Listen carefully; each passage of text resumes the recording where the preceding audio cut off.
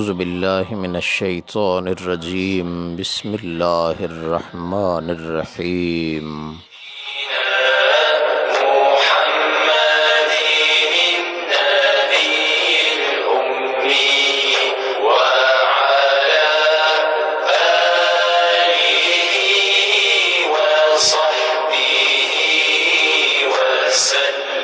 सारी रात सुबहान जन जागी याद कयो, सारी रात सुबहान जन जागी याद कयो। उन जी अब्दुल लतीफ़ चवे मिटीअ बि लधो मान, कोड़े कन सलाम अचो आ गए उन्हनि जे।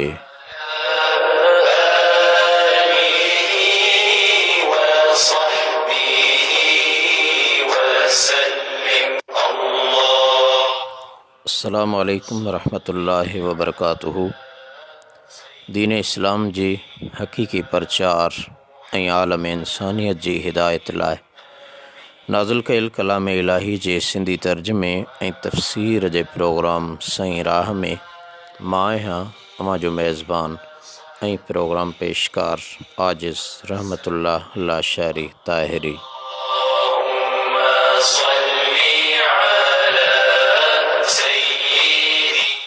सोशल मीडिया जी जदीद सहूलत जो फ़ाइदो वठंदे अवां जे समाअतुनि ताईं रूहानी ग़िज़ा तौर ईमान जी सलामती लाइ हीअ हक़ीक़ी हिदायत जो पैगाम पहुचाइण जी कोशिश करियां पियो। बशरी तक़ाज़ा मूजिब लफ़्ज़ी या एराबी तौर का ग़लती थिए त माफ़ कंदा।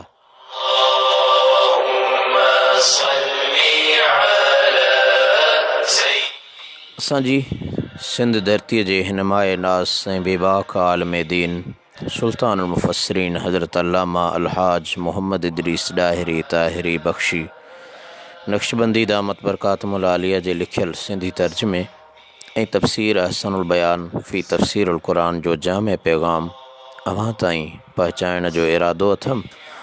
इन दुआ सां त अल्लाह करीम मुंहिंजो ॿुधाइण ऐं अव्हां जो ॿुधणु पंहिंजे बारगाह इलाही में मक़बूल ऐं मंज़ूर फ़रमाए ऐं अल्लाह ताला पंहिंजे पाक कलाम मुक़द्दस खे मुकम्मल तौर ते पढ़ण जी ऐं उन जे फ़रमान ते अमल जी तौफ़ीक़ अता फ़रमाए। आमीन सुम्मा आमीन।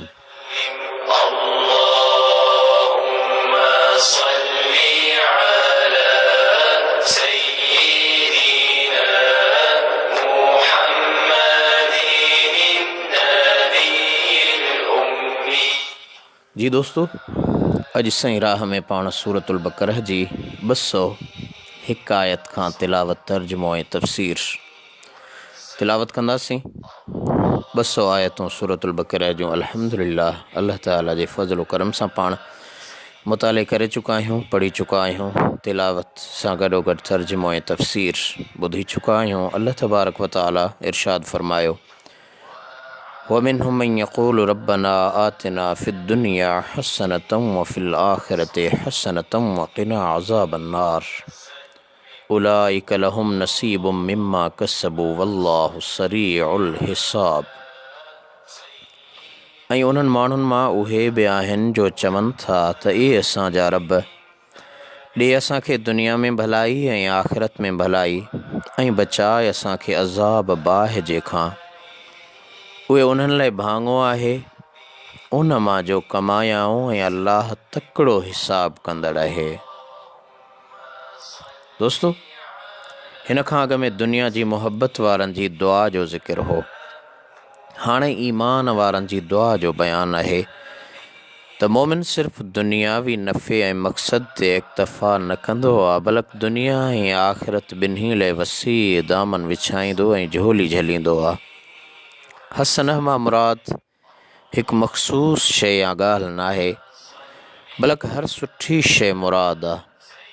अल्लामा कुर्तबी हिन आयत जो तफ़सीर कंदे लिखियो आहे त अक्सर इल्म वारनि जो चवणु आहे त हसनह जेको ॿ दफ़ा आयो आहे उन मां मुराद दुनिया ऐं आख़िरत ॿिन्ही जूं नेमतूं ऐं इहो ई कौल सही कौल आहे। दोस्तो, रब्बना आतिना दुआ जे पढ़ण जूं भलायूं ऐं बरकतूं कहिड़ियूं आहिनि। ही क़ुरान पाक जे अंदरि अल्लाह तबारक व तआला असां ऐं अव्हां खे दुआ सेखारी आहे। ही क़ुरान करीम में आयल प्यारी ऐं बरकत वारी दुआ है। हिन जूं फ़ज़ीलतूं तमामु घणियूं आहिनि। सिर्फ़ु मुख़्तसिर चंद हदीसूं मांखे ॿुधायां थो। बुख़ारी मुस्लिम में हज़रत अनस रदी अल्लाह ताला अन्हु खां रवायत है त हुज़ूर सल्लल्लाहु ताला अलैहि वसल्लम जन रब्बना आतिना फ़िद दुनिया हसनतम व फ़िल आख़िरति हसनतम व क़िना अज़ाबन्नार दुआ घणी पढ़ंदा हुआ। उमूमन सनन दस्तूर हूंदो हो। ॿी हदीस पाक आहे हज़रत उमर रदी अल्लाह ताला अन्हु खां रवायत आहे त पाण तवाफ़ कंदे ऐं अरफ़ात में बीहण वक़्तु इहा दुआ घणी पढ़ंदा हुआ।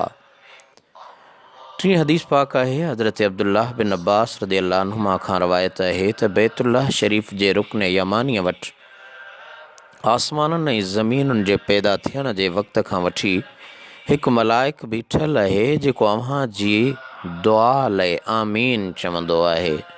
पोइ रब्बना आतिना वारी दुआ पढ़ंदा कयो। चौथी हदीस पाक आहे त हज़रत अबू हुरैरा रदी अल्लाह ताला अन्हु खां रवायत आहे त रसूलुल्लाह सल्लल्लाहु अलैहि वसल्लम जन फरमायो त रुकन यमानीअ सां 70,000 मलाइक मुक़ररु कयल आहिनि। पोइ जेको बि हेठि लिखियल दुआ पढ़ंदो त उहे मलाइक आमीन चवंदा। अल्लाहुम्मा इन्नी असअलुकल अफ़्व वल आफ़ियत फ़िद दुनिया वल आख़िरह रब्बना आतिना फ़िद दुनिया हसनतम व फ़िल आख़िरति हसनतम व क़िना अज़ाबन्नार। पंजी हदीस पाक नबी करीम सल्लल्लाहु ताला अलैहि वसल्लम जन हिक शख़्स खे ॾिठो जो तमामु घणो कमज़ोर कुकिड़ जे बच्चे वांगुरु थी वियो हो। पाण उन खे फरमायाऊं त तूं अल्लाह ताला खां का दुआ घुरंदो आहीं छा? हुन अर्ज़ु कयो त हा ओए अल्लाह जा रसूल सल्लल्लाहु अलैहि वसल्लम, मां ही दुआ घुरंदो आहियां त ए मालिक, जेको अज़ाब मूंखे आख़िरत में ॾियणु घुरी उहो मूंखे हिते दुनिया में ॾे। दोस्तो, मुंहिंजे आका रहमत वारे हबीब सल्लल्लाहु अलैहि वसल्लम जन फरमायो त तो में अल्लाह ताला जे अज़ाब बर्दाश्त करण जी ताक़त किथे आहे? हे बंदा, इहा दुआ छो थो घुरी? इहा दुआ न घुर, पर ही दुआ छो नथो घुरी? रब्बना आतिना फ़िद दुनिया हसनतम व फ़िल आख़िरति हसनतम व क़िना अज़ाबन्नार। दोस्तो, अॻिते इरशाद थियो त इन्हनि दुआउनि घुरंदड़नि बाननि लाइ संदन नेक कमाईअ मां भाङो आहे ऐं अल्लाह हिसाब करण में तकिड़ो आहे। सरीउल हिसाब में तकिड़ो। ही अल्लाह ताला जी सिफ़त आहे। जीअं संदसि ज़ात बेमिसाल आहे, तीअं संदसि सभई सिफ़तूं बि बेमिसाल आहिनि। उन्हनि ते तमसील ऐं तहवील खां सवाइ ईमान आणो आहे, यानी उन जहिड़ो तकिड़ो हिसाब केर बि नथो करे सघे, छो त उहो ॻणण या हिसाब करण जो मोहताज न आहे ऐं न खेसि आम हिसाब कंदड़नि वांगुरु को फ़िकिर आहे।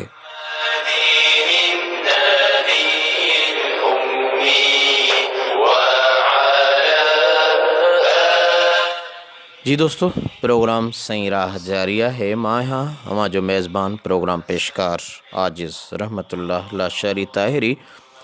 हींअर पाण सूरतुल बकरह जी 203 आयत तिलावत कयूं था। अल्लाह ताला इरशाद फरमायो, वज़्कुरुल्लाह फ़ी अय्यामिम मअदूदात फ़मन तअज्जल फ़ी यौमैन फ़ला इस्म अलैहि वमन तअख़्ख़र फ़ला इस्म अलैहि लिमन इत्तक़ा वत्तक़ुल्लाह वअलमू अन्नकुम इलैहि तुहशरून। ऐं यादि कयो अल्लाह खे ॾींहं ॻणियलनि में, पोइ जंहिं जल्दी कई 2 ॾींहंनि में, पोइ न आहे को गुनाह उन ते, ऐं जंहिं देरि कई रही पियो, पोइ नाहे को गुनाह उन ते, उन जे लाइ जो ड्रिजंदो रहियो ऐं ड्रिजो अल्लाह खां, ऐं यकीन ॼाणो तहक़ीक़ अव्हां उन ॾांहुं उथारिया वेंदव।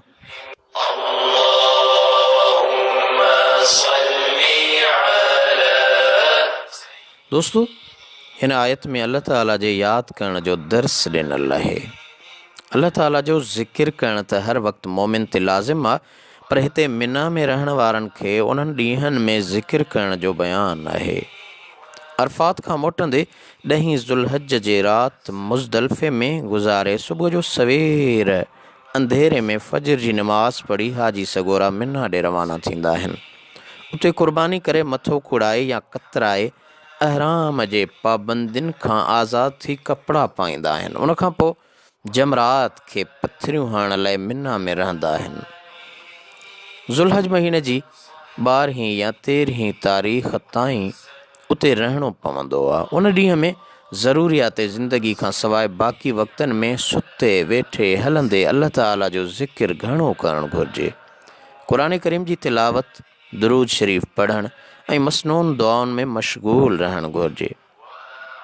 अबू दाऊद ऐं हाकिम मोमिननि जी माउ सैयदा आयशा सिद्दीक़ा रज़ी अल्लाह ताला अन्हा खां रवायत आंदी आहे त मुंहिंजे आका रहमत वारे हबीब मिठड़े महबूब सल्लल्लाहु अलैहि वसल्लम जन फरमायो, इन्नमा जुइल तवाफ़ु बिल बैति व बैन सफ़ा वल मरवा व रम्युल जिमार लिअक़ामत ज़िक्रिल्लाह। यानी बैतुल्लाह जो तवाफ़ ऐं सफ़ा ऐं मरवे जे विच में ड्रोड़णु ऐं जुमरनि खे पथरियूं हणणु, शैतान खे पथरियूं हणणु, सभु अल्लाह ताला जे ज़िक्र खे क़ाइमु करण लाइ आहे। जेकॾहिं को हाजी साहब 12 जे ॾींहुं शाम जो सिज लड़ण खां पोइ पथरियूं हणी मके मुकरमा में वापसि मोटी अचे त बि सही आहे, पर जेकॾहिं 13 जी राति मिना में रहियो त 13 जे ॾींहुं सिज लड़ण खां पोइ पथरियूं हणी वापसि थींदो। मिना में रहण वारा ॾींहुं तस्बीह, तहलील, हम्द ऐं सना में मशगूल रही पंहिंजे अंदर जी इस्लाह कंदो रहंदो आहे। ज़िंदगीअ में उहे ॾींहं भागनि ते नसीब थींदा आहिनि। उन जे करे उन्हनि ॾींहंनि में पंहिंजी निजात ऐं फलाह जे लाइ कोशान रहे। हिन आयत में अल्लाह ताला जल्दी मोटंदड़ ऐं देरि कंदड़ ॿिन्ही लाइ फरमायो आहे त उन्हनि ते को बि गुनाह न आहे। इन मां ॿिन्ही पासनि जी रुख़्सत साबित आहे। ऐं वत्तकुल्लाह फरमाए वरी पंहिंजो ख़ौफ़ ॾियारियईं ऐं आख़िर में सम्झाईंदे इरशाद फरमायईं त जीअं अरफ़ात जे मैदान में सभई हाजी अची गॾु थींदा आहिनि, अव्हां खे बि हिकु ॾींहुं क़बरुनि मां या जिते बि हूंदव उते अल्लाह ताला जी दरबार में गॾु थियणो आहे ऐं फ़ैसिले खां पोइ हिकिड़ा जन्नत ॾांहुं ऐं ॿिया जहन्नम ॾांहुं मोटण वारा आहिनि। दोस्तो, प्रोग्राम सही राह, मां आहियां अव्हां जो मेज़बान ऐं प्रोग्राम पेशकार आजिज़ रहमतुल्लाह लाशारी ताहिरी। पाण अॼु मामूल जीअं सूरतुल बक़रह जी 201 आयत खां क़ुरान करीम जी तिलावत शुरू कई आहे। उन्हीअ जो लफ़्ज़ी तर्जुमो ऐं तफ़सीर अव्हां जे समाअतुनि ताईं पहुचायां पियो।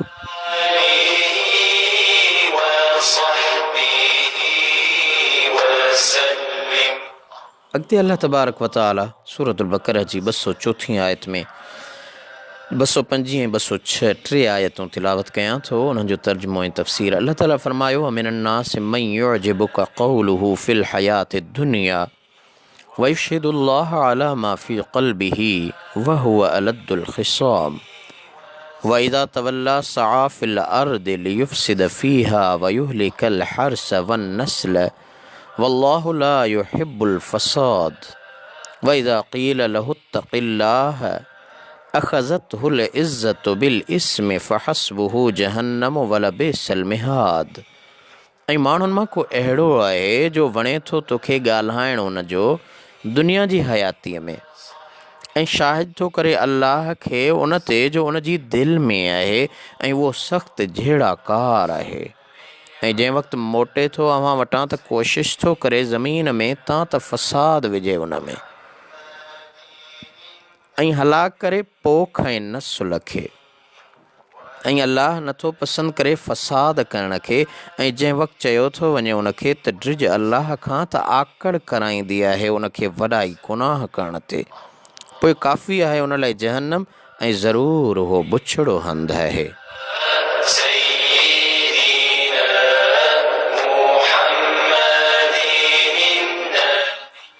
दोस्तो, हिननि आयतुनि में मुनाफ़िक़नि जो बयानु आहे।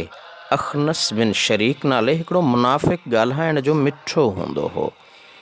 ऐं जॾहिं रसूलुल्लाह सल्लल्लाहु अलैहि वसल्लम जन जी ख़िदमत में ईंदो हो त नरमीअ सां ॻाल्हि ॿोल कंदे अर्ज़ु कंदो हो त मूंखे अवां सां मुहबत आहे ऐं मां मुस्लमान आहियां ऐं अल्लाह ताला मुंहिंजी दिलि खे ॼाणे थो, उहो शाहिद आहे त मां इन ॻाल्हि में सचो आहियां। उन जे मुतलिक़ ही आयतूं नाज़िल थियूं। अल्लामा अबू हयान अंदलसी लिखियो आहे त उन जो नालो उबई हो। अलमक़सद त मुनाफ़िक हबीब अकरम महबूब मुअज़्ज़म सल्लल्लाहु तआला अलैहि वसल्लम जन जी ख़िदमत में ईंदा हुआ ऐं मिठियूं मिठियूं ॻाल्हियूं करे पंहिंजे मुस्लमान हुजण जूं वॾियूं वॾियूं दावाऊं कंदा हुआ ऐं उन्हनि ते अल्लाह ताला जा कसम खणंदा हुआ। ऐं जॾहिं संदन ख़िदमत मां निकिरंदा हुआ त इस्लाम जा सभ खां वॾा दुश्मन बि उहे ई हूंदा हुआ ऐं फितने ऐं फ़साद क़त्ल ऐं लुटण जी बाज़ार गरम कंदा हुआ, माण्हुनि जा फ़सुल तबाह कंदा हुआ, चौपायनि जानवरनि खे कुहंदा हुआ। या तवल्ला मां मुराद आहे त जॾहिं उहे मुल्क जा वाली हाकिम थियनि था त ज़ुल्म में बेरहमी सां दुनिया खे तबाह कनि था। ऐं जॾहिं उन्हनि खे को नसीहत कंदे चवंदो हो त अल्लाह ताला खां डिॼो, एॾो ज़ुल्म न कयो, त हू उन ते वधीक आकड़ कंदा हुआ, ग़ुरूर कंदा हुआ, तकब्बुर कंदा हुआ। दोस्तो ही त उन वक़्त जे मुनाफ़िक़नि जो बयानु आहे, मगर माज़अल्लाह अॼु असांजे मुल्क में मुस्लमाननि बि उहो ई रस्तो वठणु शुरू कयो आहे।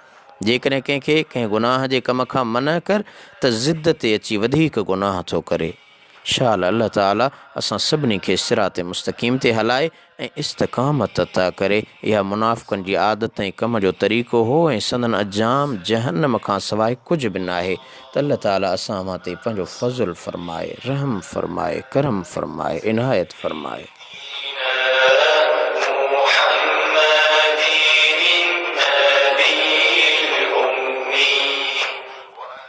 दोस्तों अॻिते अल्लाह तबारक व तआला सूरतुल बक़रह में 207 आयत में इरशाद फ़रमायो, वमिनन नासि मन यशरी नफ़्सहु इब्तिग़ाअ मर्दातिल्लाह वल्लाहु रऊफ़ुम बिल इबाद। ऐं माण्हुनि मां को अहिड़ो आहे जो विकिणे थो पंहिंजो पाण अल्लाह जी रज़ा तलब करण लाइ ऐं अल्लाह बाज कंदड़ आहे बानहनि सां। सुभान अल्लाह, छा त हुकुम आहे, छा त कमाल जो इरशाद आहे। दोस्तों हिन खां अॻियनि आयतुनि में मुनाफ़िक़नि जो ज़िक्र हो ऐं हिन आयत में अल्लाह ताला जे उन्हनि बानहनि जो ज़िक्र आहे जेकी पंहिंजो साह बि अल्लाह ताला जे नाले ते ऐं उन जे रज़ामंदे हासिल करण लाइ क़ुर्बान कंदे ख़ुशी महसूस कंदा आहिनि। हिन आयत जो शान नुज़ूल ही आहे त हुज़ूर पुरनूर सल्लल्लाहु अलैहि वसल्लम जिन जे प्यारे सहाबी हज़रत सुहैब बिन सनान रूमी रज़ी अल्लाह ताला अन्हु जॾहिं मके पाक में इस्लाम क़बूल कयो ऐं मुस्लमान बणियो त मुशरिकनि खेसि तंग कयो ऐं ईज़ा ॾियणु शुरू कया। पाण उन्हनि खे फ़रमाए त मां पोढ़ो ऐं मिसकीन मुड़ुसु आहियां, मां न अव्हां खे नफ़ो थो ॾेई सघां न नुक़सान। जेकॾहिं अव्हां मूंखां माल वठो जेको मूं वटि आहे ऐं मूंखे छॾियो त मां मदीने शरीफ़ ॾांहुं हिजरत करे वञा त ही मां अव्हां जे हवाले कयां। उहे इन ॻाल्हि ते राज़ी थिया ऐं पाण हिजरत करे मदीने मुनव्वरा में आयो। दोस्तो उन जे बारे में इहा आयत नाज़िल थी। अल्लामा मुस्तफ़ा मुरागीअ हिन आयत जी वज़ाहत कंदे लिखियो आहे त माण्हुनि मां के अहिड़ा बानहा बि आहिनि जेके पंहिंजे सिर जे बदिले में सिर्फ़ु अल्लाह ताला जो रज़ामंदो हासिल करण जी ख़्वाहिश रखंदा ऐं न माण्हुनि में ॿिनि मुंहंनि सां ईंदा जो हिकु जाइ ते हिकु ॻाल्हि कनि त ॿाहिरि निकिरी ॿी कनि। वल्लाहु रऊफ़ुम बिल इबाद, अल्लाह बाननि सां बाझारो आहे जो उन्हनि खे थोरे अमल जे करे हमेशह वारियूं नेमतूं अता कंदो आहे ऐं उन्हनि खे उन्हनि अमलनि जे लाइ हुकुम कंदो आहे जेकी उन्हनि जे वस में हूंदा आहिनि ऐं साह ऐं माल बि पाण ॾिना अथसि। साह बि उन जो आहे त माल बि उन जो आहे। इहो केॾो न उन जो करम आहे जो पंहिंजी ॾिनल शइ वठे ऐं उन जो बदिलो उन खां बि वधीक सुहिणो अता करे। सुभान अल्लाह। ॾिसो दोस्तो, अल्लाह अज़्ज़ वजल जो केॾो करम ऐं फ़ज़ुल आहे ईमान वारनि जे मथां।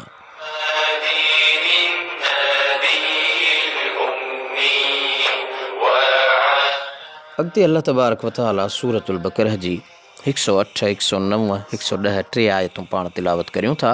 अल्लाह ताला ईमान वारनि सां मुख़ातिब आहे, या अय्युहल्लज़ीन आमनु दुख़ुलू फ़िस्सिल्मि काफ़्फ़ह वला तत्तबिऊ ख़ुतवातिश्शैतान इन्नहु लकुम अदुव्वुम मुबीन फ़इन ज़ललतुम मिन बअद मा जाअतकुमुल बय्यिनातु फ़अलमू अन्नल्लाह अज़ीज़ुन हकीम।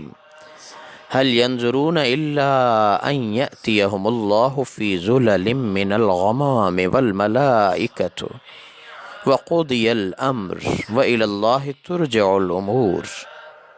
दोस्तों, हिननि आयतुनि जो लफ़्ज़ी तर्जुमो अवां आम तौर ते तर्जुमे वारा क़ुरान पाक पढ़ंदा हूंदा, उहे हूंदा आहिनि तशरीही तर्जुमा, पर ही लफ़्ज़ी तर्जुमो आहे। ए ईमान वारा, दाख़िल थियो इस्लाम में पूरा पूरा ऐं न ताबेदारी कयो शैतान जे विखुनि जी, बेशक उहो अव्हां जो खुलियो दुश्मन आहे। पोइ जेकॾहिं तिरकी पओ उन खां पोइ जो आया अव्हां वटि रोशन दलील, पोइ यकीन ॼाणो त बेशक अल्लाह ग़ालिब हिकमत वारो आहे। नथा इंतज़ारु कनि मगर हिन ॻाल्हि जो त अचे उन्हनि वटि अल्लाह जो अज़ाब ककरनि जे पाछनि में ऐं मलाइक ऐं फ़ैसिलो कयो वञे मामिलो ऐं अल्लाह ॾांहुं था मोटाया वञनि मामला। दोस्तों, टे आयतूं 208, 209, 210 अवां उन जी तिलावत ऐं तर्जुमो ॿुधो। हाणे पाण उन जी तफ़सीर खे सम्झण जी कोशिशि करियूं। हिननि आयतुनि में इस्लाम जी मज़ाज बयानु कई वई आहे। इस्लाम जो मज़ाज बयानु कयो वियो त ही मुस्तक़िल दीन, मुकमल ज़ाब्ते हयात ऐं ज़िंदगीअ जो पूरो दस्तूर आहे। उन जा अक़ाइद दफ़्तरी ऐं फ़ौजदारी क़ानून पंहिंजा आहिनि ऐं उन जा सवासात ऐं मुआशियात लाइ निराला नज़रिया आहिनि। इस्लाम इंसान जी ज़हनी, रूहानी ऐं मादी तरक्की जो बि ज़ामिन आहे, पर उन जूं बरकतूं तॾहिं ज़ाहिर थींदियूं आहिनि जॾहिं उन जा मञण वारा उन खे पूरी तरह पंहिंजो बनाए उन जे सभिनी क़ानूननि ऐं ज़ाब्तनि ते अमल कनि। उन जे करे अल्लाह ताला हुकुम फ़रमायो त इन में पूरा पूरा दाख़िल थियो, उन जो को बि हिसो बिना अमल जे न छॾियो ऐं मिलत इस्लामिया जो को बि फ़र्द इन खां परे न रहे। दोस्तों, इरशाद थियो फ़ि सिल्म। सिल्म जी माना आहे मथो झुकाइण ऐं उन मां मुराद आहे इस्लाम, यानी बग़ैर कंहिं शर्त जी इताअत करणु। सिल्म ज़ेर ऐं ज़बर सां सिल्म बि आहे त सल्म बि आहे, माना मञण ऐं ताबेदारी करणु। काफ़तन जो लफ़्ज़ उदखुलू में लिकल ज़मीर अंतुम खां हाल आहे, यानी इस्लाम में सभई दाख़िल थियो ऐं सभिनी ॻाल्हियुनि ते अमल कयो। अल्लामा इब्नुल जोज़ी हिन आयत जे शान नुज़ूल में 3 क़ौल आंदा आहिनि। सभु खां पहिरियों त अहले किताब जे बारे में ही आयत नाज़िल थी आहे, जेके मुस्लमान थियण खां पोइ बि उठ जे गोश्त खाइण खां परहेज़ कंदा हुआ ऐं छंछर जे ॾींहं जी तज़ीम कंदा हुआ। अल्लामा राज़ी हिन कौल जी वज़ाहत में आंदो आहे त हज़रत अब्दुल्लाह बिन सलाम रज़ी अल्लाह अन्हु ऐं उन जे साथियुनि ईअं कयो हो ऐं उन्हनि जो चवणु हो त उठ जे गोश्त जो खाइण वग़ैरह इस्लाम में छॾणु जाइज़ आहे ऐं तौरात में लिखियलु आहे त उन्हनि शयुनि जो छॾणु वाजिबु आहे, उन्हनि खे एहतियातन छॾियूं था। अल्लाह ताला खे इहा ॻाल्हि पसंदि न आई। उन फ़रमायो त इस्लाम में पूरा पूरा दाख़िल थियो, ॿिन्ही पासे न हलो। ॿियो कौल इहो आहे त इहा आयत उन्हनि माण्हुनि जे बारे में लथी जेके हज़रत मूसा ऐं हज़रत ईसा अलैहिस्सलातु वस्सलाम ते त ईमान आणियो वेठा हुआ, पर अल्लाह ताला जे हबीब सल्लल्लाहु ताला अलैहि वसल्लम जन ते ईमान न थिया आंदाऊं। उन्हनि खे हुकुम कयो वियो त इस्लाम में पूरा पूरा दाख़िल थियो ऐं उहो तॾहिं थींदो जॾहिं हबीब करीम सल्लल्लाहु ताला अलैहि वसल्लम जन ते बि ईमान आणियो। ऐं टियों कौल इहो आहे त आम मोमिननि खे हुकुम आहे त इस्लाम में कामिल तरह दाख़िल थियो, सिर्फ़ अधूरा सधूरा मुसलमान न थियो। दोस्तों, क़ुरान पाक जे मुफ़स्सिर ऐं मुतसव्विफ़ सूफ़ी बुज़ुर्ग अल्लामा इस्माइल हक़ी अलैहि रहमत लिखियो आहे त अल्लाह ताला जे फ़रमान या अय्युहल्लज़ीन आमनु उदख़ुलू फ़िस्सिल्मि काफ़ह जूं 2 मानाऊं आहिनि। हिकु आम, जंहिंमें सभिनी ईमान वारनि खे ख़िताब आहे त जीअं इस्लाम जा ज़ाहिरी अहकाम मञो था, तीअं बातिनी अहकाम हुकुम बि मञो। जीअं नबी पाक सल्लल्लाहु ताला अलैहि वसल्लम जन जो फ़रमान आहे त मुस्लमान उहो आहे जंहिंजी ज़ुबान ऐं हथ खां मुस्लमान सलामत रहनि, ऐं मोमिन उहो आहे जंहिंखां ईमान वारा अमुन में रहनि। जी दोस्तों, ॿी ख़ासि ऐं उहा हीअ आहे त हिन आयत में इंसान ऐं उन जे जमी ज़ाहिरी ऐं बातिनी जुज़नि खे हुकुम आहे त इस्लाम में पूरा पूरा दाख़िल थियो।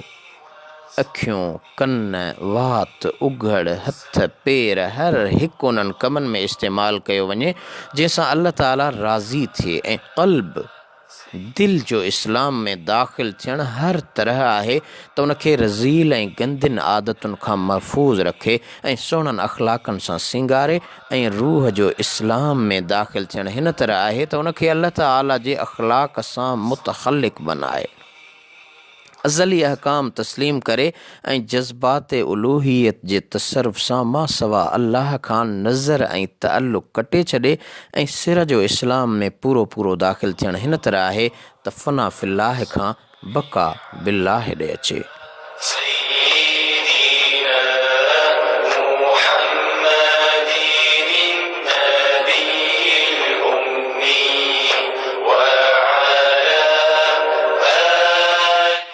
दोस्तो, किन बुज़ुर्गनि लिखियो आहे त जन ज़ुबान सां ईमान आंदो हो उन्हनि खे हुकुम आहे त दिल सां इस्लाम में दाख़िल थियो।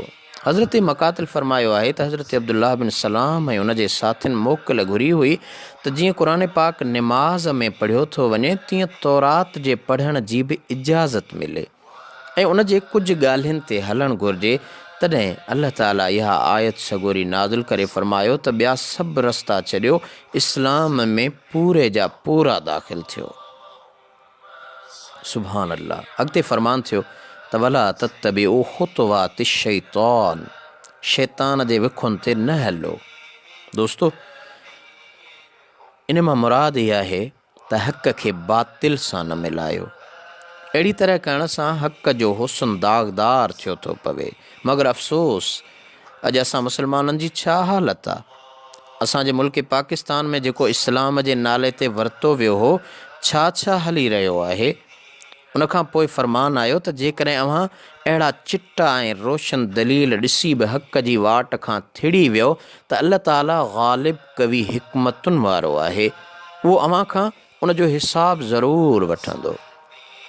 उन जे हुकुमनि मां हिकु हुकुम ही बि आहे जो उहो बेफ़रमान ऐं मुजरिम बाने खे डर ॾींदो आहे त मन उहो रुजू करे, तौबह करे। दोस्तो, पंहिंजे बुराइनि खां बाज़ अचण जो अल्लाह ताला उनखे मौक़ो ॾींदो आहे, पर जॾहिं उहो न मुड़ंदो आहे त उन जूं सभु हुजतूं ख़तमु करे पोइ उनखे पकड़ कंदो आहे ऐं संदसि पकड़ बि सख़्तु आहे। अल्लाह ताला उहो बयानु कयो त काफ़र क़यामत जे ॾींहं जे इंतज़ार में आहिनि त अचे त ॾिसूं पोइ ईमान आणियो, हालांकि उन वक़्तु ईमान आणणु नफ़ो न ॾींदो। ऐं यअतियहुमुल्लाह, अल्लाह ताला उन्हनि वटि अचे ऐं हिन अचण जे मुतालिक़ क़ुर पाक जे मुफ़स्सिरनि लिखियो आहे त ही आयत जा अल्फाज़ या ॿियूं अहिड़ियूं आयतूं मुतशाबिहात मां आहिनि, उन्हनि जे हक़ीक़ी मफ़हूम ऐं मतिलब अल्लाह ताला ऐं उन जो रसूल सल्लल्लाहु अलैहि वसल्लम ॼाणनि था। छो त हिन में बज़ाहिर अचण जी निस्बत अल्लाह ताला ॾे कयल आहे। अचणु वञणु जिस्म जी सिफ़त आहे ऐं अल्लाह ताला जिस्म ऐं जिस्मानी सिफ़तुनि खां पाक, मुक़द्दस ऐं मुनज़्ज़ह आहे।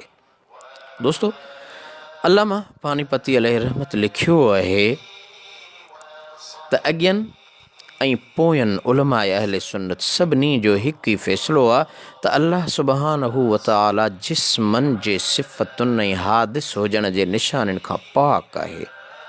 थोरो अॻिते हली लिखियो अथसि त हज़रत सफ़ियान बिन अय्यन फ़रमायो त अल्लाह ताला जिन सिफ़तुनि सां पाण खे पंहिंजे किताब में मौसूफ़ कयो आहे, उन्हनि जो तफ़सीर इहो आहे त पढ़ी माठ करणु घुरिजे। कंहिंखे अल्लाह ऐं उन जे रसूल सल्लल्लाहु अलैहि वसल्लम खां सवाइ उन जो तफ़सीर मालूम न आहे।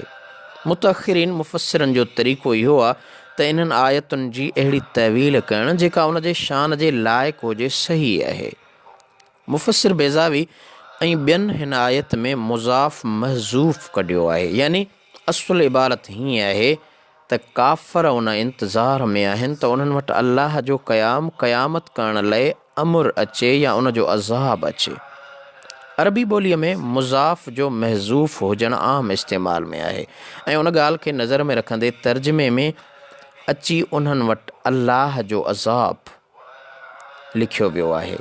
छो दोस्तो, ज़रा गौर करण जी ॻाल्हि आहे। गौर करे पढ़ो ऐं उन खे सम्झो।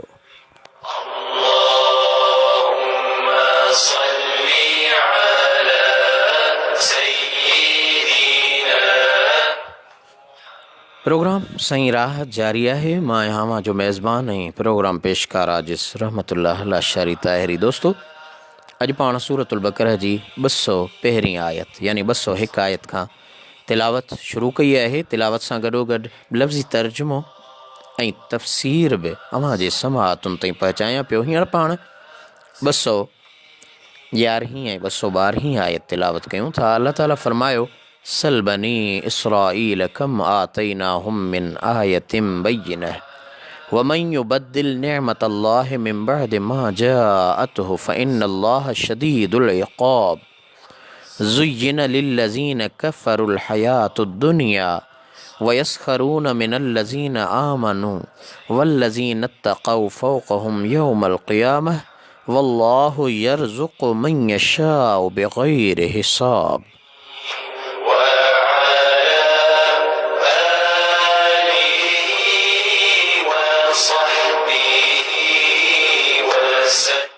पुछ बनी इसराईल खां त केतिरा ॾिनासूं उन्हनि खे दलील रोशन ऐं जेको मटाए थो अल्लाह जी नेमत ऐं उन खां पोइ जो आई उन वटि, पोइ बेशक अल्लाह ॾाढो अज़ाब ॾींदड़ आहे।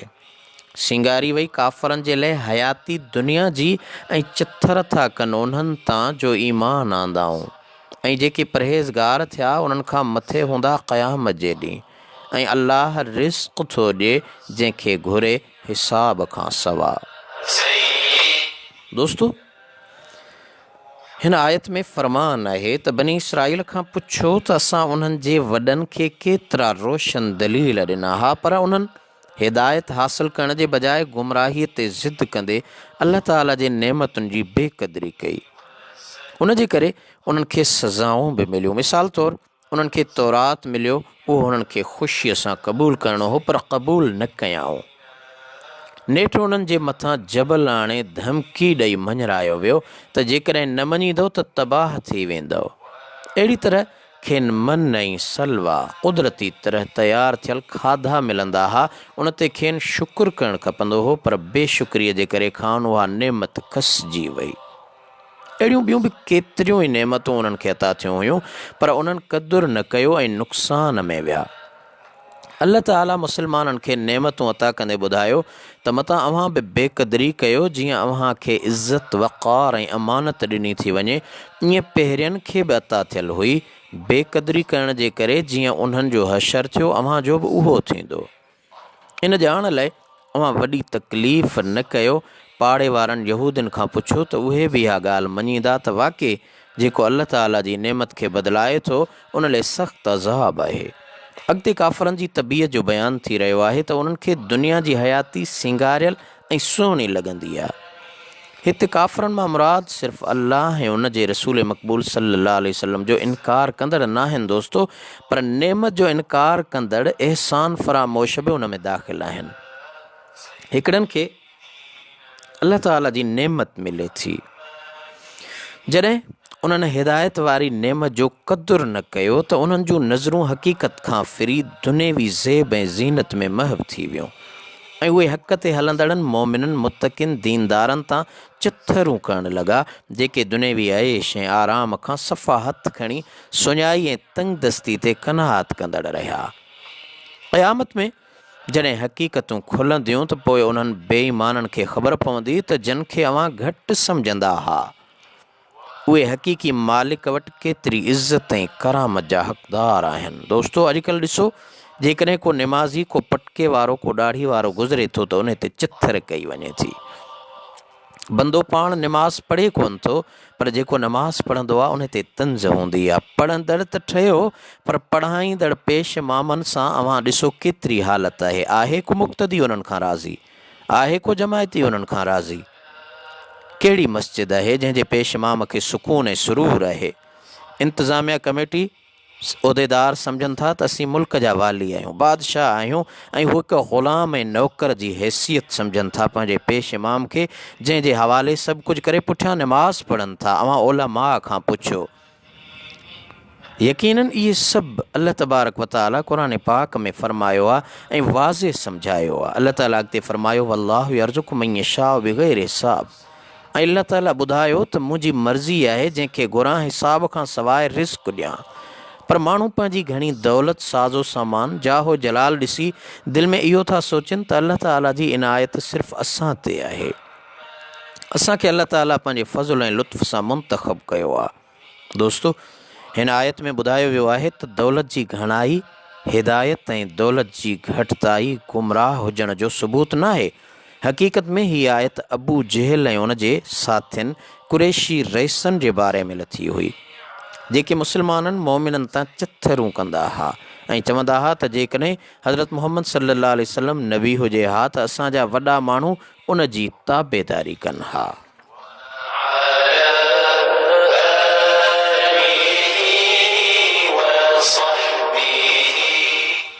दोस्तों, अॻिते अल्लाह तबारक व तआला जी ज़ात 213 आयत में इरशाद फ़रमायो कान अन्नास उम्मतम वाहिदह फ़बअसल्लाहु नबिय्यीन मुबश्शिरीन व मुनज़िरीन व अनज़ल मअहुमुल किताब बिल हक़्क़ि लियहकुम बैनन्नास फ़ी मख्तलफ़ू फ़ीहि व मख्तलफ़ फ़ीहि इल्लल्लज़ीन ऊतूहु मिन बअद मा जाअतहुमुल बय्यिनातु बग़यन बैनहुम फ़हदल्लाहुल्लज़ीन आमनू लिमख्तलफ़ू फ़ीहि मिनल हक़्क़ि बिइज़्निहि वल्लाहु यहदी मन यशाउ इला सिरातिम मुस्तक़ीम।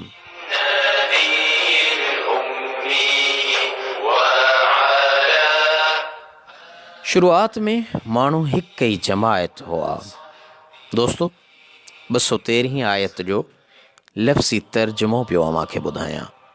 अल्लाह ताला फ़रमाए थो त शुरुआत में माण्हू हिकु ई जमायत हुआ, पोइ मोकिलियो अल्लाह नबीअनि खे ख़ुशख़बरी ॾींदड़ ऐं ड्रेजारींदड़ करे ऐं लाथाई उन्हनि सां किताब खे हक़ सां। तां त फ़ैसिलो करे माण्हुनि में उन ॻाल्हियुनि जो इख़्तिलाफ़ कयाऊं उन्हनि में ऐं न इख़्तिलाफ़ कयो उन में, मगर उन्हनि जो ॾिना विया उहे किताब उन्हनि खां पोइ जो आया उन्हनि वटि रोशन दलील सबबा हसद करण जे पाण में। पोइ हिदायत कई अल्लाह उन्हनि खे जो ईमान आंदाऊं उन जे लाइ जो इख़्तिलाफ़ कयाऊं उन में पंहिंजी तौफ़ीक़ सां, ऐं अल्लाह हिदायत थो करे जंहिंखे घुरे सिधीअ वाट ॾांहुं।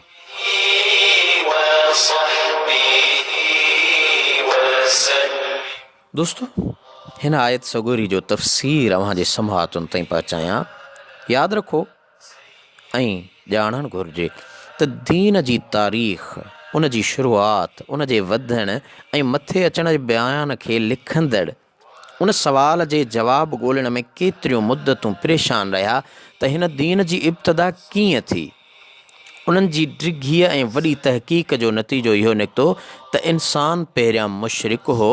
तौहीद जे अक़ीदे ताईं उन जी पहुच आहिस्ते आहिस्ते केतिरा वक़्त परेशान रहण खां पोइ थी, मगर अल्लाह ताला जे मुक़द्दस किताब क़ुरान करीम फ़ैसिलो ॾिनो त इहा ॻाल्हि ईअं न आहे। इंसान यानी हज़रत आदम अलैहिस्सलातु वस्सलाम अल्लाह ताला जी हेकड़ाई दिलि सां मञींदड़ हो, शिरक सां उन जो को बि ऐं कंहिं क़िस्म जो बि ताल्लुक़ न हो, ऐं घणे वक़्त ताईं उन जी औलाद में बि तौहीद जो अक़ीदो मुस्तहकम ऐं मज़बूत रहियो। शुरू में क़ुरान पाक जे इन बयान खे यूरोपी रिसर्च कंदड़ मञण लाइ तयारु न हुआ, पर हाणे मजबूर थी उहे बि इन ॻाल्हि खे तस्लीम करे रहिया आहिनि। दोस्तो, आसार क़दीमा जा माहिर, इंसानियत ऐं इज्तिमाइयत जा उलमा sir Charles Marston, professor Langdon ऐं प्रोफेसर शेमडिट जो इहो फ़ैसिलो आहे त इंसान जो पहिरियों दीन तौहीद वारो दीन आहे। दोस्तो, ग़ैर मुस्लिम बि लिखनि था, क्रिश्चन लिखनि था, ॿियनि मज़हबनि वारा बि लिखनि था त हा, इंसान जो जेको पहिरियों मज़हब आहे उहो तौहीद आहे। अल्लामा तंतावी लिखियो आहे त हिंदुस्तान में ब्राह्मणनि जी शुरूआत वारी हालत यूनान जे मशहूर पुराणे शाइर होमेरोस जे अशार मां ऐं जदीद तहक़ीक़ात मां बि इहो थो साबित थिए त इब्तिदा में सभु माण्हू हिक ई इस्लाम ते हुआ, तौहीद ते हुआ। दोस्तो, हिकु इल्मी नुक़्तो अव्हांखे ॿुधायां। उम्मतन वाहिदतन ऐं फ़बअसल्लाह जे विच में हिकु नंढो जुमिलो फ़ख्तलफ़ू महज़ूफ़ आहे, जंहिं ते पोयां आयल जुमिलो फ़ी मुख़्तलफ़ू फ़ी दलालत करे रहियो आहे। उनखां सवाइ माना पूरी न थी बी है, यानी सभई माण्हू हिकु जमायत हिकु तौहीद वारे दीन ते हुआ, पोइ इख़्तिलाफ़ कयाऊं त पोइ अल्लाह ताला नबी सगोरा मोकिलिया। जीअं क़ुर पाक जे तफ़सीर में अल्लामा रशीद साहिबु लिखियो आहे, पोइ जॾहिं मज़ाजनि तबीयतनि ऐं ज़हननि जे मुख़्तलिफ़ हुजण जे करे पाण में विढ़ण लॻा ऐं मुख़्तलिफ़ टोलियुनि ऐं जमायतुनि में विरहाइजी विया, त संदन रहबरी ऐं इख़्तिलाफ़नि जी ॿरंदड़ बाहि खे विसाइण लाइ अल्लाह ताला नबी सगोरा अलैहिस्सलातु वस्सलाम मोकिलिया ऐं उन्हनि खे आसमानी किताब अता कया। नबीअनि सगोरनि अलैहिस्सलातु वस्सलाम अची उन्हनि खे तौहीद जे नुक़्ते ते गॾु करण जी कोशिशि कई ऐं इतिहाद जी दावत ॾिनी। मुहद्दिस बाज़ार पंहिंजी सनद में मसनद में इब्न जरीर इब्न अबी हातिम ऐं इब्नुल मंज़र पंहिंजे लिखियल तफ़सीरनि में, हाकिम मुस्तदरिक में ऐं हज़रत अब्दुल्लाह बिन अब्बास रदी अल्लाह ताला अन्हुमा खां रवायत आंदी आहे त हज़रत आदम ऐं हज़रत नूह अलैहिस्सलाम जे विच में 10 सदियूं 1000 वरह गुज़रियूं हुयूं त आदम अलैहिस्सलाम जी औलाद में को बि इख़्तिलाफ़ न हो। उनखां पोइ उन्हनि में इख़्तिलाफ़ पैदा थियो। दोस्तो, मालूम थियो त हज़रत आदम जा सभु पुट उन तौहीद ते हुआ, ख़ुदा अज़्ज़ वजल खे मञींदड़ हुआ ऐं शुरूआती 1000 साल ताईं को इख़्तिलाफ़ न हो। जॾहिं इख़्तिलाफ़ थियो ख़ुदा अज़्ज़ वजल जे मामले में, त पोइ अल्लाह तबारक व तआला उन्हनि ॾे नबी सगोरा मोकिलिया। दोस्तो, हाणे सवाल थो पैदा थिए त अल्लाह ताला केतिरा नबी सगोरा दुनिया ते मोकिलिया।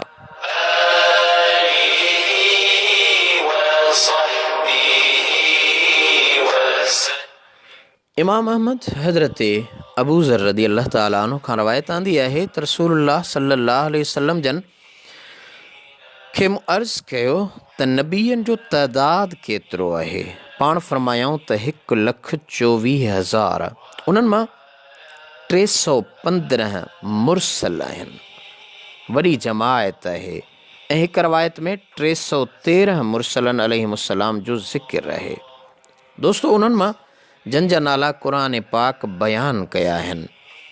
उन्हनि में हज़रत आदम, हज़रत इदरीस, हज़रत नूह, हज़रत इब्राहीम, हज़रत इसहाक़, हज़रत इस्माईल, हज़रत यकूब, हज़रत यूसुफ़, हज़रत दाऊद, हज़रत सुलेमान, हज़रत अयूब, हज़रत मूसा, हज़रत हारून, हज़रत ज़करिया, हज़रत यहया, हज़रत इलियास, हज़रत यसा, हज़रत यूनुस, हज़रत लूत, हज़रत हूद, हज़रत सालेह, हज़रत शुएब, हज़रत ज़ुल्किफ़ल, हज़रत उज़ैर, हज़रत ईसा, हज़रत मुहम्मद मुस्तफ़ा अहमद मुज्तबा अलैहिमुस्सलातु वस्सलाम। इन्हनि 26 मुरसलनि जो, पैगम्बरनि जो अल्लाह ताला क़ुर करीम में ज़िक्र बयानु फरमायो नालनि सां। किन बुज़ुर्गनि हज़रत लुक़मान ऐं बीबी मरियम खे नबी करे ॻणियो आहे। उन्हनि वटि क़ुर पाक में 28 नबीअनि जो ज़िक्र आहे। मशहूर कौल मूजिब क़ुर पाक में 26 नबीअनि जे नालनि जो ज़िक्र आहे। दोस्तो, जेके 26 नबी सगोरनि जा नाला मूं अव्हांखे ॿुधाया, तक़रीबन मुफ़स्सिरनि उन ते इतफ़ाक़ कयो आहे। पर किन हज़रत लुक़मान, जंहिंखे पाण लुक़मान हकीम सॾींदा आहियूं, उन खे बि अल्लाह जो नबी तस्लीम कयो आहे। ऐं बीबी मरियम जे लाइ बि इहे ई कौल किन मुफ़स्सिरनि लिखिया आहिनि। बहरहाल वल्लाहु आलम।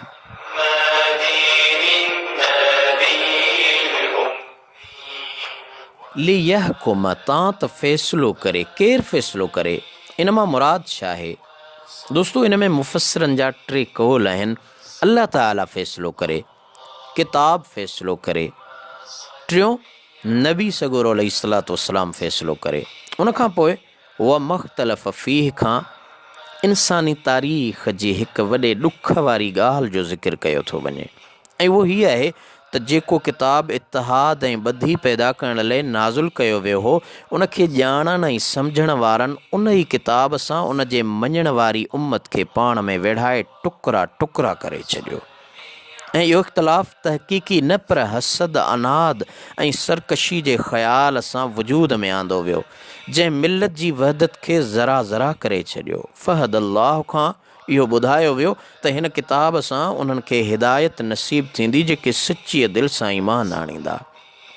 दोस्तो, माण्हू चवंदा आहिनि त माण्हू क़ुर पढ़नि था, आलिम आहिनि, हाफ़िज़ आहिनि, या तिलावत कनि था, तबलीग कनि था, वॾा मुबल्लिग आहिनि, पोइ भला हिदायत छो नथी मिले, या उहे गुनाहनि जी गिलाज़त में छो आहिनि, या वरी रईस आहिनि, अमीर आहिनि, सरदार आहिनि, सियासतदान आहिनि, भला उन्हनि खे हिदायत छो नथी मिले, उहे नमाज़ छो नथा पढ़नि, ख़ुदा जो फ़रमान छो नथा मञनि, अल्लाह ताला जे ख़ौफ़ में छो नथा अचनि। त दोस्तो, अल्लाह ताला फ़ैसिलो फ़रमायो क़ुर पाक में, फ़हद अल्लाह, यानी हिदायत आहे क़ुर पाक में, पर मिलंदी उन खे जेको सच्चीअ दिलि सां ईमान आणींदो, ज़ुबानी ईमान वारो न। ऐं हिन किताब जे अहकाम जी तमील कंदो, यानी जेको क़ुर पाक चयो आहे ईअं उन ते अमल कंदो, तॾहिं हिदायत वारो थींदो। पर जेके माण्हू हथरादू मानाउनि जो लिबास अल्लाह ताला जे उन्हनि रोशन आयतुनि खे ढकाए पंहिंजे इल्मी कमाल जो मुज़ाहिरो कंदा, उहे हिन मां हिदायत कॾहिं बि हासिल न करे सघंदा।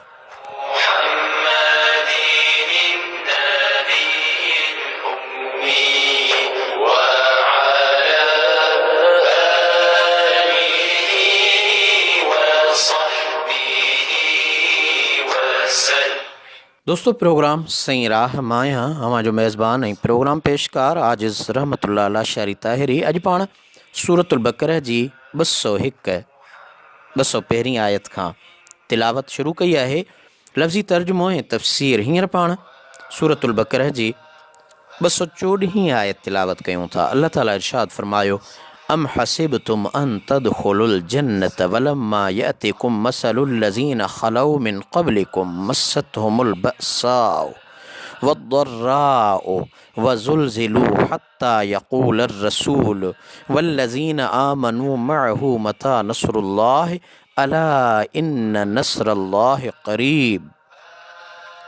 अल्लाह ताला फ़रमायो, छा इहो ख़्यालु था कयो त ईअं दाख़िल थींदो बेश्त में, ऐं अञा न आई आहे अव्हां वटि हालत उन्हनि वारी जो गुज़रिया अव्हां खां अॻु में, पती उन्हनि खे सख़्ती ऐं ॾुख ऐं लोॾिया विया, तव्हांजो चवणु लॻो उन वक़्त जो रसूल, ऐं जन ईमान आंदो उन सां गॾु त कॾहिं ईंदी मदद अल्लाह जी, ख़बरदार बेशक अल्लाह जी मदद वेझी आहे।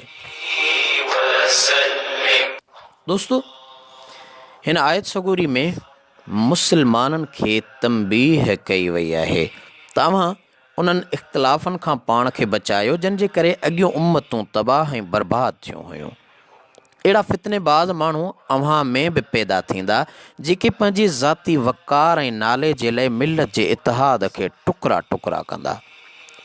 अव्हां उन भुल में न रहिजो त इस्लाम में अचण सां अव्हां जे लाइ जन्नत जा दरवाज़ा हिकदमि खुली वेंदा, बल्कि अव्हां ते वॾियूं आज़माइशूं ऐं इम्तिहान ईंदा, जीअं अव्हां खां अॻु में गुज़िरियल उम्मतुनि ते बि इम्तिहान आया हुआ। उन्हनि खे एतिरे क़दुरु सख़्तियूं ऐं ॾुख मिलिया हुआ जो उन्हनि जे तरफ़ मोकिलियल उन वक़्त जे नबी सॻोरे ऐं उन ते ईमान आणण वारनि अल्लाह ताला जी दरबार में अर्ज़ु कयो त या अल्लाह, तुंहिंजी मदद कॾहिं ईंदी। अल्लामा अबू हयान अंदलसी अलैहि रहमत लिखियो आहे त मता जे लफ़्ज़ सां वक़्तु पुछियो वियो हो, पोइ हिकिड़ो कौल ही आहे त वो अल्लाह ताला खां दुआ घुरंदे मदद जो वक़्तु पुछियो हुयाऊं। अल्लाह ताला उन्हनि खे जवाब में फ़रमायो त अल्लाह ताला जी मदद वेझी आहे।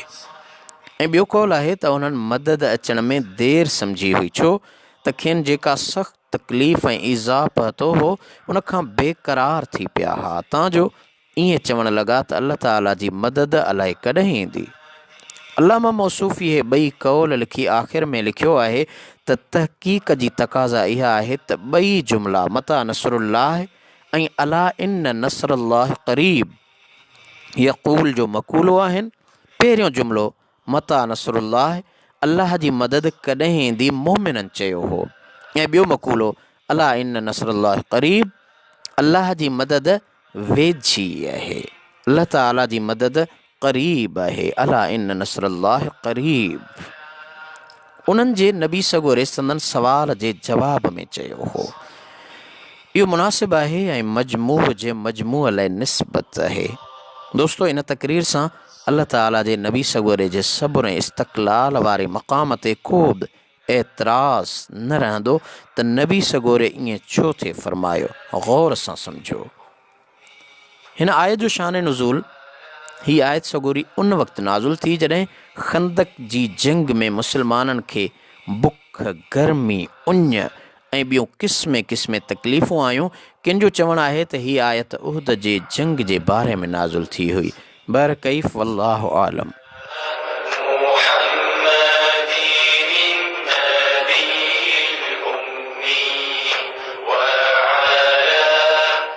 अल्लाह ताला सूरतुल बक़रह जी 215 आयत में इरशाद फरमायो, यसअलूनक माज़ा युनफ़िक़ून क़ुल मा अनफ़क़्तुम मिन ख़ैरिन फ़लिलवालिदैन वल अक़रबीन वल यतामा वल मसाकीन वब्निस सबील वमा तफ़अलू मिन ख़ैरिन फ़इन्नल्लाह बिही अलीम। पुछा था कनि तोखां त छा ख़र्च कनि? फ़रमाए त जेकी ख़र्च कयो पंहिंजे माल मां, उहो पीउ माउ ऐं वेझनि माइटनि ऐं यतीमनि ऐं मिसकीननि ऐं मुसाफ़िर लाइ, ऐं जेका बि कंदव नेकी, पोइ बेशक अल्लाह उहा ॼाणंदड़ आहे।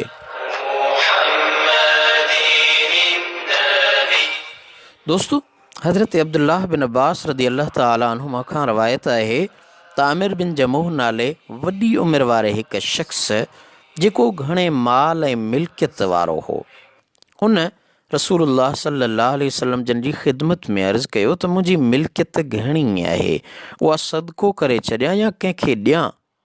इन जे जवाब में अल्लाह ताला हीअ आयत नाज़िल करे फ़रमाई ऐं अल्लाह ताला जी ज़ात बाबरकात ॿुधायो त उहो माउ पीउ, माइटनि, यतीमनि, मिसकीननि ऐं मुसाफ़िरनि खे ॾियो, उन्हनि जी निगहदाश्त ऐं संभाल कयो। इमाम अहमद ऐं नसाई हज़रत अबू हुरैरा रदी अल्लाह ताला अन्हु खां रवायत आंदी आहे त नबी करीम सल्लल्लाहु अलैहि वसल्लम जन फ़रमायो, सदको ॾियो। जंहिं शख़्स अर्ज़ु कयो, हिकिड़ो शख़्स हो, उन महबूब जे दरबार में अर्ज़ु कयो त या रसूल अल्लाह, मूं वटि 1 दीनार आहे, जंहिंखे पाण पंहिंजे मुरवज सिके में 1 रुपयो चऊं। पाण सल्लल्लाहु अलैहि वसल्लम फ़रमायो त इहो पंहिंजे सिर ते सदको कर, यानी ख़र्च कर। अर्ज़ु कयईं त ॿियो बि दीनार आहे, फ़रमाईं त उहो पंहिंजी घरवारीअ ते ख़र्च कर। अर्ज़ु कयईं त 3 दीनार बि आहे, फ़रमायूं त औलाद ते ख़र्च कर। अर्ज़ु कयईं त 4 दीनार बि आहे, फ़रमायूं त पंहिंजे ख़ादिम, ग़ुलाम, नौकर ते ख़र्च कर। अर्ज़ु कयईं त 5 दीनार बि आहे, फ़रमाईं त इन लाइ तूं वधीक सोचींदड़ आहीं। दोस्तो, ॾिसो असांजे आका रहनुमाई केॾी कई आहे, केॾी रहबरी कई आहे त सभ खां पहिरीं अव्हां वटि ख़र्च आहे, पैसा आहिनि त पंहिंजी जान खे तकलीफ़ न ॾियो। हूंद सूंद पेर उघाड़ा करणु, हूंद सूंद मेरा कपिड़ा पाइणु, हूंद सूंद बुख ते रहणु, ईअं न कयो। अल्लाह जे हबीब फ़रमायो, पहिरियां पंहिंजो पाण ते ख़र्च कयो, उन खां पोइ पंहिंजी घरवारीअ ते ख़र्च कयो, 3 नंबर पंहिंजे बचड़नि ते ख़र्च कयो, ऐं 4 नंबर जेके अव्हां जा ख़ादिम आहिनि, ग़ुलाम आहिनि, नौकर आहिनि, वेझा ख़िदमतगार आहिनि, उन्हनि ते ख़र्च कयो। ऐं जेकॾहिं उन खां वधीक अव्हां वटि आहे त पोइ अव्हां जी मर्ज़ी आहे ऐं सदको करे सघो था। दोस्तो, मिन ख़ैरिन जे लफ़्ज़ मां इहो बि साबित आहे त अल्लाह ताला जी वाट में हलाल ऐं पाक माल ख़र्च कयो। उन जी पाक दरबार में हराम ऐं पलीद माल क़बूल न आहे। उन खां पोइ तफ़सील सां ॿुधायो वियो त अवल पंहिंजनि ते ख़र्च कयो, उन खां पोइ ॿियनि ते। ईअं न थिए जो पंहिंजा माइट मिसकीन परेशान हुजनि, परावनि ते सखावत जी बारिश वसाईंदा ऐं उन्हनि खे नवाज़ींदा रहो। अॼुकल्ह असां वटि रवाजु आहे, जॾहिं को क़ुर्बानी कंदो आहे त उहो क़ुर्बानी कंदड़ पंहिंजे क़ुर्बानीअ जो गोश्त वञी ॿाहिरि विरहाईंदो आहे, पंहिंजे ॻोठ खां, पंहिंजे शहर खां ॿाहिरि वञी माण्हुनि में रस्म अदायगी कंदो आहे। पर अल्लाह जे हबीब मना फ़रमाई त पहिरीं पाण, पंहिंजा मिट, पंहिंजा रिश्तेदार, पंहिंजा पाड़े वारा, उन खां पोइ अव्हां उहा ख़ैरात ॻोठ में, शहर में, अञा बि जेकॾहिं अव्हां वटि वाधारो आहे त मुंहिंजे आका 5 नंबर ते फ़रमायो त अव्हां ॿाहिरि ॾियो।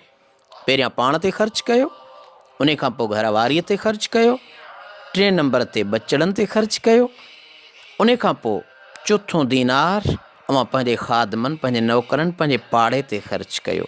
अञा बि जेकॾहिं अव्हां वटि दौलत आहे त 5 नंबर ते मुंहिंजे आका फ़रमायो त तव्हां उहा मिल्कियत ॿाहिरि ॾेई सघो था।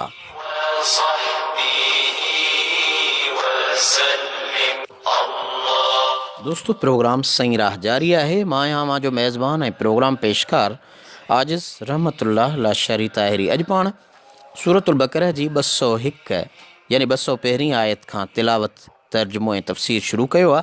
हींअर पाण 216 आयत सूरतुल बक़रह जी तिलावत करियूं पिया। अल्लाह ताला फ़रमायो, कुतिब अलैकुमुल क़ितालु वहुव कुर्हुल लकुम वअसा अन तकरहू शैअन वहुव खैरुल लकुम वअसा अन तुहिब्बू शैअन वहुव शर्रुल लकुम वल्लाहु यअलमु व अंतुम ला तअलमून।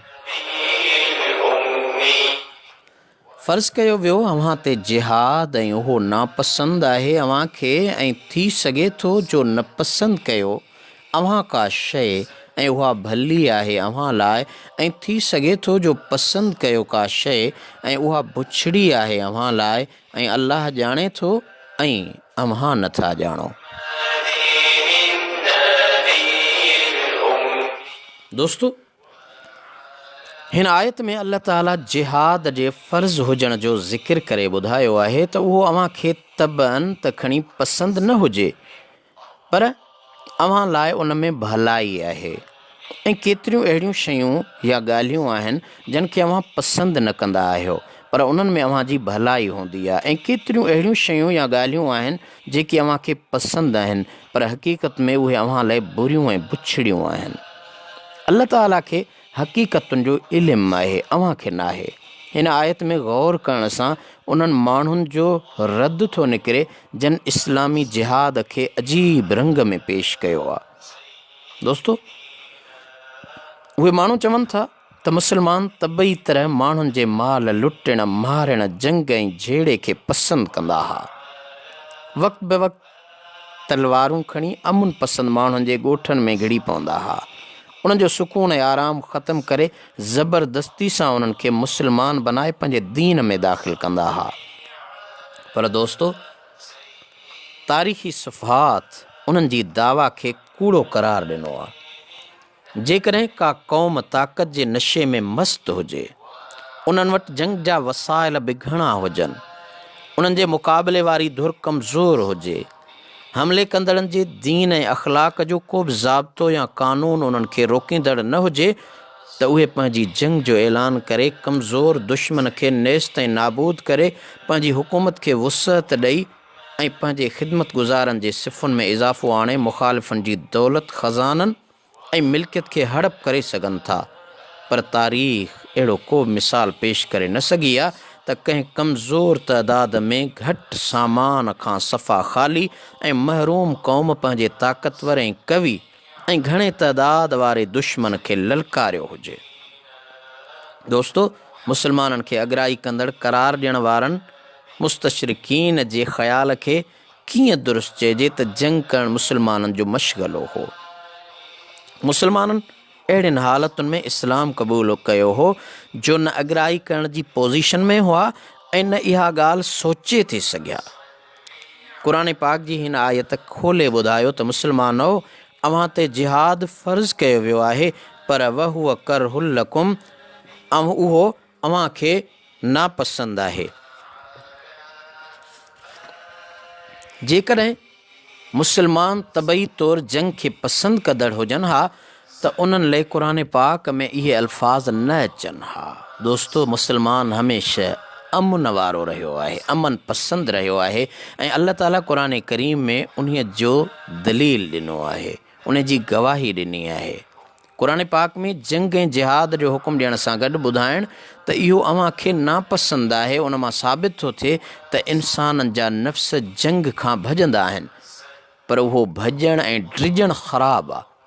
छो त जॾहिं दुश्मन खे ख़बर पवंदी तव्हां आराम जा यार, राहत जा तलबगार आहियो, त उहो अव्हां ते हमले करण खां न ड्रिजंदो, पर जेकॾहिं उनखे ख़बर पवंदी तव्हां हिमत ऐं जुरत सां जंग खां न डिॼंदड़ पहलवान आहियो त उहो अव्हां ते कॾहिं बि हमिलो न कंदो, अव्हां जी बहादुरीअ जा ॿोल ॿुधी करे ऐं अव्हां खां लर्ज़ी वेंदो, कंबी वेंदो।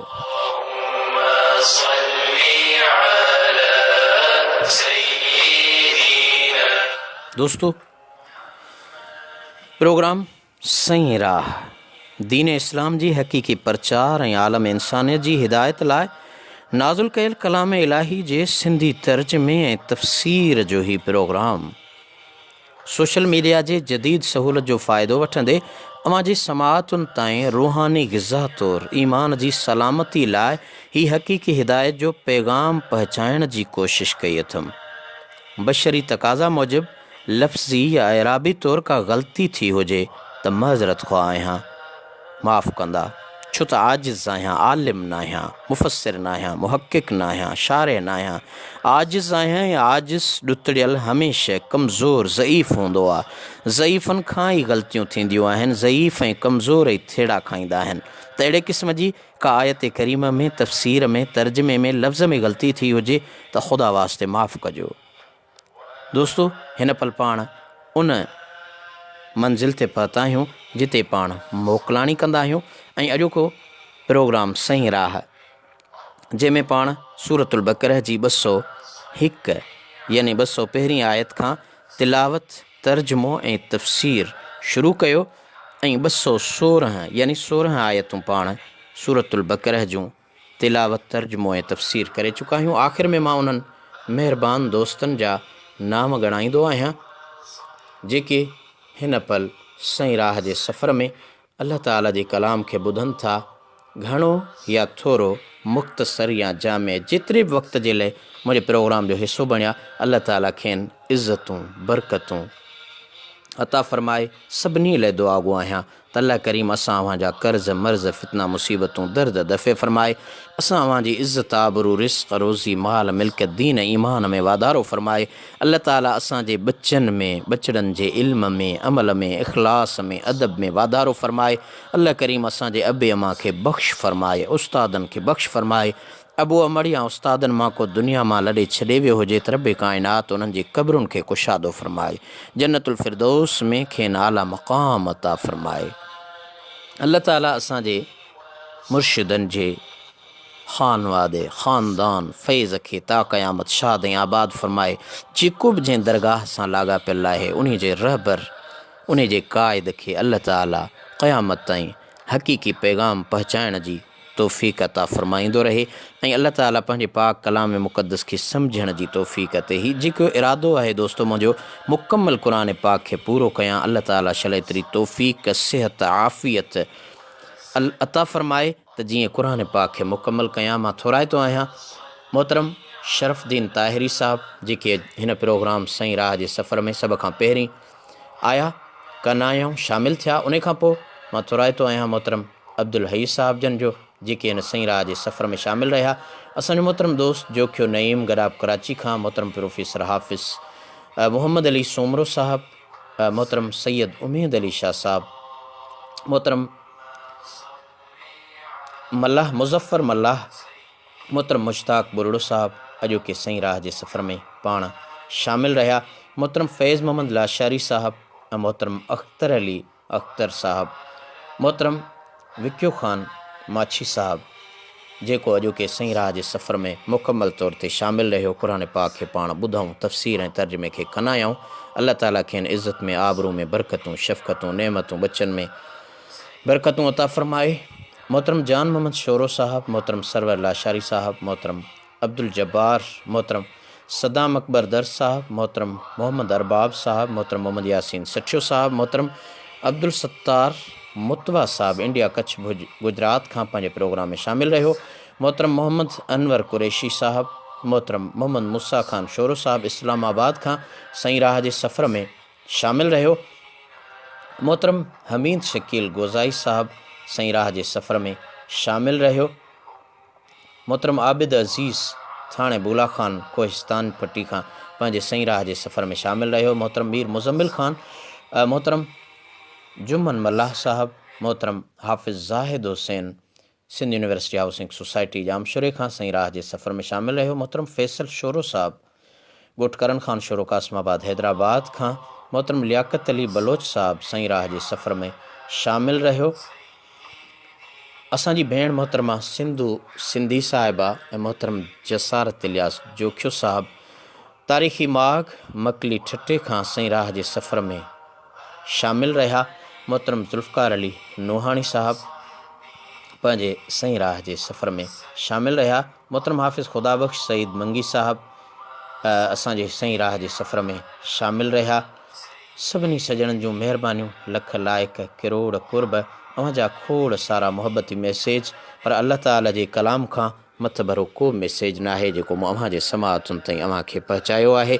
इन दुआ सां त अल्लाह करीम असां अव्हां जूं दुनिया जे अंदरि मुश्किलातूं माफ़ फरमाए, क़ब्र ऐं आख़िरत जो फ़िक्र रखण जी तौफ़ीक़ अता फ़रमाए। व आख़िर दवाना अनिल हम्दुलिल्लाहि रब्बिल आलमीन। अस्सलामु अलैकुम वरहमतुल्लाहि वबरकातुहू।